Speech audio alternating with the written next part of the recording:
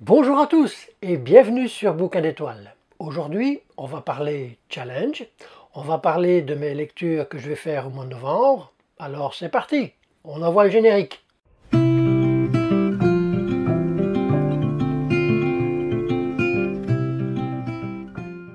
Donc nous avons tout d'abord la première trilogie en BD, Le Monde Perdu, qui est une adaptation du fameux roman Le Monde Perdu de Sir Arthur Conan Doyle.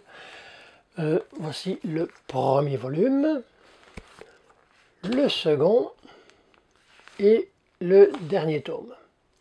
Donc ici les scénarios sont de Christophe Beck et les dessins de Fabrizio Fenna et de Mauro Salvatori. Donc ça j'ai dit aux éditions Soleil. C'est une BD qui est assez récente, qui va de 2013 à 2017.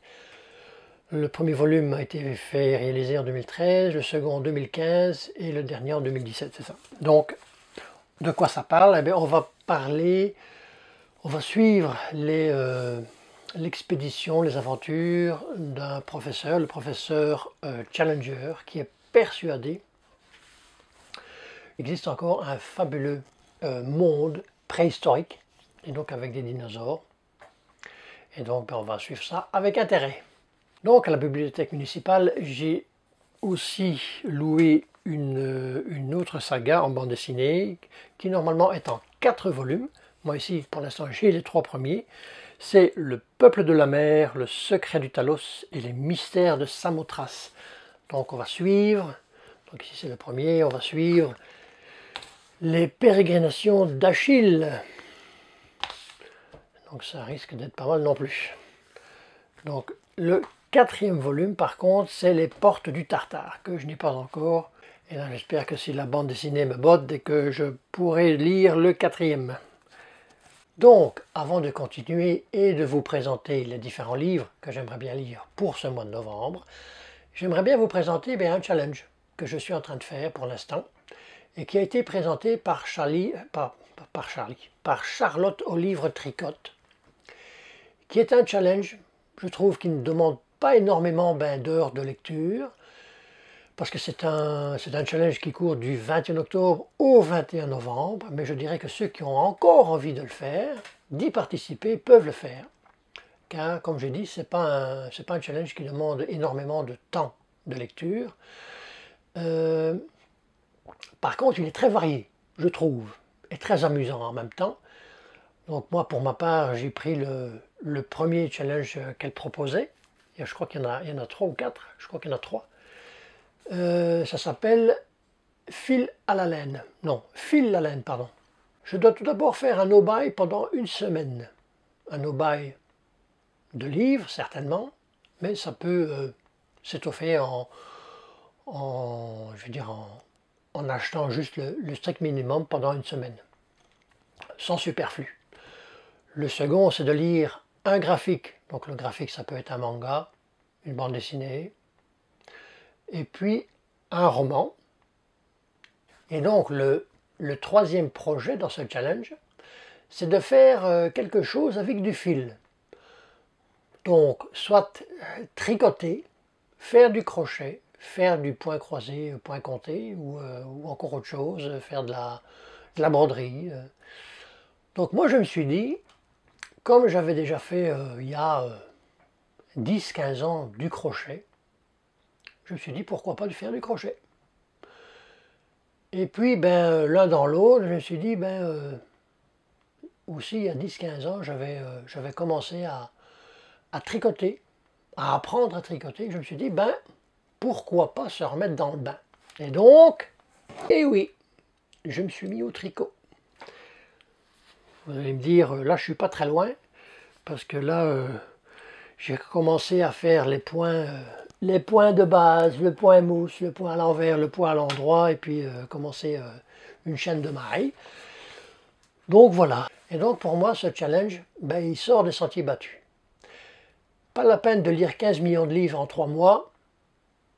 Un graphique, un roman, un no-buy, et puis ceux qui n'ont jamais, parce que là je parle parle pas des dames, mais s'il y a des hommes qui suivent la chaîne, pourquoi pas sortir de sa zone de confort. Donc après ça, continuons et je vais vous présenter les livres que j'aimerais bien lire ce mois de novembre. On a d'abord Les Annales du Disque Monde, la 8e couleur de Terry Pratchett. Ça, c'est le premier volume, il y en a 41. C'est de la fantaisie burlesque. Ensuite, le second livre, c'est un auteur québécois, Michel David, Mensonge sur le plateau Mont-Royal. Ici, c'est un mariage de raison, c'est le premier tome, aux éditions Hurtebise. Donc ici, on va suivre, je vais dire, à la fin de la Seconde Guerre mondiale, à Montréal. Nous allons suivre deux familles qui vont se rapprocher. C'est pas vraiment le terme, mais bon, on peut dire ça. Donc, nous avons ici le troisième livre, aux éditions Pygmalion de Robin Hobb, L'Assassin Royal. Donc ici, c'est l'intégrale numéro 2, La Citadelle des Ombres, qui reprend, attendez, je ne sais pas par cœur, Le Poison de la Vengeance, La Voix Magique et La Reine Solitaire. Donc on est toujours ici, forcément dans la fantaisie. On va continuer à suivre les aventures de Fitz le Bâtard et de tout ce petit monde qui l'entoure, avec Prince Royal, Prince Vérité et tout est quanti. Et donc j'ai très hâte de continuer la saga.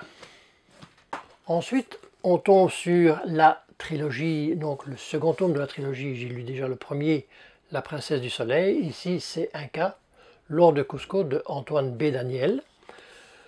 Donc là, c'est un roman historique, romance historique, où on va suivre les pérégrinations et les aventures aussi d'un conquistador espagnol et d'une princesse Inca. Donc voilà. Ça, c'est le quatrième et peut-être le cinquième si j'ai une lecture assez fluide ce mois de novembre.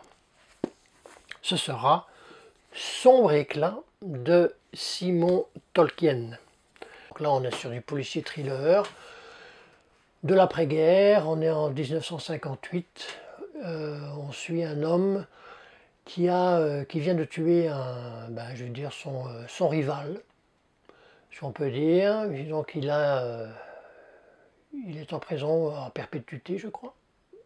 Il s'en échappe. Il va retrouver celle qu'il aime et on va la retrouver morte. Donc quelque part, je crois que ce sera le premier suspect. Donc voilà. À voir. Donc ce qui termine ici cette vidéo. On a, avec les graphiques, on a 11 livres. 10, 11 disons. Donc on va essayer de lire tout ça. Et puis au mois de décembre, on fera un beau bilan lecture. Donc voilà. En attendant, je vous souhaite de très bonnes lectures, comme à l'habitude. Et portez-vous bien. À la prochaine. Bye.